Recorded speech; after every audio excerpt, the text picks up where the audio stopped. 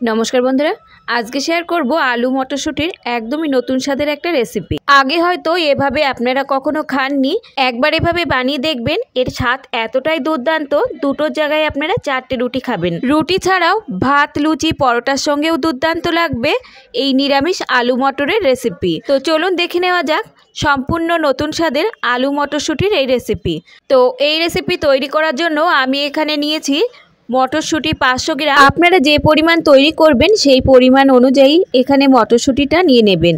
আর এর সঙ্গে আমি 7 থেকে 8টা ছোট সাইজের আলুকে 4 টুকরো করে কেটে নিয়েছি। কেটে খুব ভালোভাবে ধুয়ে নিয়েছি। এবার আলুগুলোকে আমি সাইডে রেখে দিচ্ছি। আর অন্যদিকে একটা কড়াইতে নিয়ে নিচ্ছি আমি এখানে 3 থেকে 4 চামচ মতো সরষের তেল।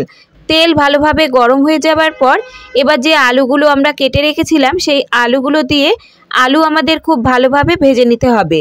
হাই ফ্লেমে দিয়ে এবার আলুগুলোকে আমাদের ততক্ষণ ভেজে নিতে হবে যতক্ষণ না আলুতে বেশ সুন্দর একটা লালচে রং ধরে যায়। এখন শীতকালে প্রচুর পরিমাণে মটরশুঁটি বাজারে পাওয়া যাচ্ছে। তো এই রেসিপিটি একবার এভাবে বানিয়ে দেখবেন, বাড়ির ছোট থেকে বড় সবাই ভীষণই পছন্দ করবে। তো আলুগুলো এখানে ভাজা হতে থাকুক। আর এই রান্নার জন্য আমরা একটা মশলা এখানে রেডি করে নেব। তো একটা ব্লেন্ডারের মধ্যে এখানে নিয়ে নিচ্ছি একটা বড় সাইজের টমেটো। আর এরই সঙ্গে যোগ করে দিচ্ছি 2 থেকে 3 টুকরো আদা। আর যোগ করে দিচ্ছি এখানে 2টো কাঁচা লঙ্কা। ঝালটা আপনারা যে যেমন খাবেন তেমন এখানে যোগ করে নেবেন। এরই সঙ্গে যোগ করে দিচ্ছি 2 থেকে 3টে এলাচ দানা। আর দিচ্ছি 10 থেকে 15টা গোলমরিচ। আমি এখানে এই রেসিপিটি সম্পূর্ণ নিরামিষভাবে তৈরি করছি, তবে আপনারা চাইলে এখানে পেঁয়াজ রসুনের ব্যবহারও করতে পারেন। সঙ্গে যোগ করে দিলাম 1 মুঠো ফ্রেশ ধনেপাতা। আর সামান্য একটু জল দিয়ে এবার একটা পেস্ট আমাদের রেডি করে নিতে হবে। তো পেস্টটা এখানে আমাদের একদমই রেডি। এবার এটাকে আমি সাইডে রেখে দিচ্ছি। অন্যদিকে যে আলু আমরা ভাজা করতে বসিয়েছিলাম, আলু কিন্তু খুব ভালোভাবে এখানে ভাজা হয়ে গেছে। মাঝে আমি 2 থেকে 3 বার আলু খুব ভালোভাবে উল্টে পাল্টে দিয়েছিলাম। আলুতে খুব সুন্দর লালচে রং ধরে গেলে এবার আলুগুলোকে আমাদের তুলে নিতে হবে। আলুগুলোকে তুলে নেবার পর এই কড়াইতেই আমি দিয়ে দিচ্ছি 1/2 চামচ মতো ফোড়নে গোটা জিরে। আর এরই সঙ্গে যোগ করে দিচ্ছি আমি 2 পিঞ্চ মতো হিং। এবার এই ফোড়নটাকে আমাদের কয়েক সেকেন্ডের জন্য ভেজে নিতে হবে। 10 থেকে 15 সেকেন্ডের মতো ভেজে নেবার পর এবার যে মশলাটা আমরা রেডি করে রেখেছিলাম সেই মশলাটা যোগ করে আরও কিছুক্ষণ কষিয়ে নিতে হবে। মশলাটা যোগ করে দিচ্ছি আর ব্লেন্ডারটা ধুয়ে সামান্য একটু জলও যোগ করে দিচ্ছি। এবার হাই ফ্লেমে দিয়ে কিছুক্ষণের জন্য কষিয়ে নিতে হবে মশলাটা যতক্ষণ না অর্ধেকটা কষানো হয়। এবার 2 থেকে 3 মিনিট মতো কষানোর পর মশলা দেখুন পরিমাণে অনেকটা কম হয়ে গেছে। আর তেল আর মশলা যখন ঠিক এরকম আলাদা হতে শুরু করবে তখন কিছু শুকনো মশলা এর মধ্যে যোগ করে দিতে হবে। দিয়ে দিচ্ছি এখানে 1/2 চামচ মতো হলুদ গুঁড়ো। আর এরই সঙ্গে যোগ করে দিচ্ছি 1 চামচ মতো জিরে গুঁড়ো।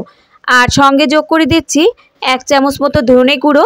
আর কালারের জন্য এখানে আমি দিচ্ছি 1/2 চামচ মতো কাশ্মীরি লাল লঙ্কার গুঁড়ো। ঝাল লঙ্কার গুঁড়ো আমি এখানে ব্যবহার করছি না, যেহেতু এখানে আমি কাঁচা লঙ্কা ব্যবহার করেছিলাম। আপনারা চাইলে এখানে কাঁচা লঙ্কার পরিবর্তে ঝাল লঙ্কার গুঁড়ো ব্যবহার করতে পারেন। আর সঙ্গে যোগ করে দিলাম পরিমাণ মতো লবণ। লবণ দিয়ে আরও 1 মিনিটের মতো কষিয়ে নেবার পর এবার এই মশলার মধ্যে আমরা যোগ করে দেব মটরশুঁটি। তবে মটরশুঁটি কিন্তু সম্পূর্ণ এখানে যোগ করে দেব না। 1/2 কাপ মতো মটরশুঁটি এখানে আলাদা করে আমরা সাইডে রেখে দেব, এটা আমাদের পরে কাজে লাগবে। 1/2 কাপ রেখে দিয়ে বাকি মটরশুঁটি আমি মশলার মধ্যে যোগ করে দিলাম। আর এরই সঙ্গে যোগ করে দিচ্ছি ভেজে রাখা আলু। লো টু মিডিয়াম হাইতে দিয়ে মশলার সঙ্গে আলু মটরশুঁটি এবার আরও 2 থেকে 3 মিনিটের মতো খুব ভালোভাবে কষিয়ে নিতে হবে। 2 থেকে 3 মিনিটের মতো কষিয়ে নেবার পর এবার এর মধ্যে আমি যোগ করে দেব 1 গ্লাস মতো জল। আমি এখানে ঠান্ডা জলই যোগ করে দিচ্ছি, তবে আপনারা চাইলে গরম জলও যোগ করে দিতে পারেন। এবার জল দিয়ে ভালোভাবে নাড়াচাড়া করে মিশিয়ে নিতে হবে। আর ঝোল ফুটে ওঠা পর্যন্ত আমাদের অপেক্ষা করতে হবে। ঝোল ফুটে ওঠার পর এবার এর মধ্যে আমি যোগ করে দিচ্ছি 1/2 চামচ মতো চিনি। আর এরই সঙ্গে যোগ করে দিচ্ছি আমি 2টো কাঁচা লঙ্কা। কাঁচা লঙ্কা দুটোকে আমি দেখার সৌন্দর্যের জন্য তেঁচড়া করে কেটে নিয়েছি, তবে আপনারা চাইলে এখানে চিড়েও যোগ করে দিতে পারেন। যেহেতু আমি এখানে ঝাল লঙ্কার গুঁড়ো ব্যবহার করিনি তাই আরও 2টো কাঁচা লঙ্কা যোগ করে দিলাম।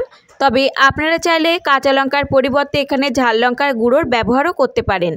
চিনি আর লঙ্কাটাকে ভালোভাবে নাড়াচাড়া করে মিশিয়ে নিয়ে এবার 5 মিনিটের মতো একদম লো ফ্লেমে দিয়ে আমাদের রান্না করে নিতে হবে। তো এখানে আলু মটরশুঁটি সেদ্ধ হতে থাকুক। আর অন্যদিকে যে 1/2 কাপ মতো মটরশুঁটি আমরা আলাদা করে রেখেছিলাম সেটা একটা ব্লেন্ডারে নিয়ে নিচ্ছি।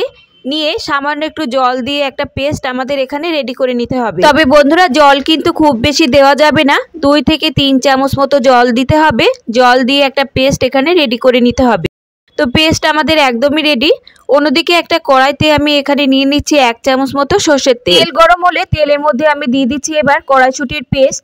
আর এই পেস্টটাকে এবার কিছুক্ষণের জন্য আমাদের ভাজা ভাজা করে নিতে হবে। আপনারা চাইলে এই পেস্টটাকে মশলার সঙ্গে দিয়েও কিন্তু কষিয়ে নিতে পারেন, তবে এভাবে ভাজা করে যদি গ্রেভির মধ্যে যোগ করা হয় তাহলে স্বাদ কিন্তু আরও দ্বিগুণ বেড়ে যাবে। তো 2 থেকে 3 মিনিট মতো ভাজা করে নেবার পর দেখবেন মটরশুঁটির পরিমাণ অনেকটাই কমে যাবে আর বেশ একটা লালচে রং ধরে যাবে, তখন এটাকে নামিয়ে নিতে হবে। তো দেখতেই পাচ্ছেন মটরশুঁটির পেস্ট বেশ ভালোভাবে এখানে ভাজা ভাজা হয়ে গেছে। তো এটাকে নামিয়ে আমি সাইডে রেখে দিচ্ছি। 5 মিনিট পর ঢাকনাটা তুলে নিচ্ছি। ভাজা মটরশুঁটির পেস্ট এর মধ্যে যোগ করে ভালোভাবে নাড়াচাড়া করে মিশিয়ে নিয়ে আরও 5 মিনিটের মতো আমাদের রান্না করে নিতে হবে। বন্ধুরা মটরশুঁটির পেস্ট এভাবে একটু ভাজা করে নিয়ে গ্রেভির মধ্যে যোগ করলে এর স্বাদ এতটাই দুর্দান্ত হবে যে আপনারা একবার বানালে কিন্তু বারবার এভাবেই বানাবেন। এবার ঢাকা দিয়ে আরও 5 মিনিটের মতো আমরা রান্না করে নেব। 5 মিনিট পর ফিরে আসছি, ঢাকনাটা তুলে নিচ্ছি। আর দেখতেই পাচ্ছেন দেখতে কতটা সুন্দর লাগছে আর খেতে এতটাই দুর্দান্ত হবে যে দুটোর জায়গায় আপনারা 4টে রুটি খাবেন। একবার অন্তত বাড়িতে এভাবে বানিয়ে দেখতে পারেন। আর শেষে যোগ করে দিচ্ছি 1/2 চামচ মতো শাহি গরম মশলার গুঁড়ো। গরম মশলার গুঁড়ো দিয়ে ভালোভাবে নাড়াচাড়া করে মিশিয়ে নিয়ে 5 মিনিটের মতো ছেড়ে দেব, তারপর এটাকে সার্ভ করে নেব। বন্ধুরা বাড়িতে একবার হলেও আলু মটরশুঁটির এই রেসিপি এভাবে বানিয়ে দেখবেন, বাড়ির ছোট থেকে বড় সবাই আঙুল চেটে খাবে। তুমি নতুন স্বাদের।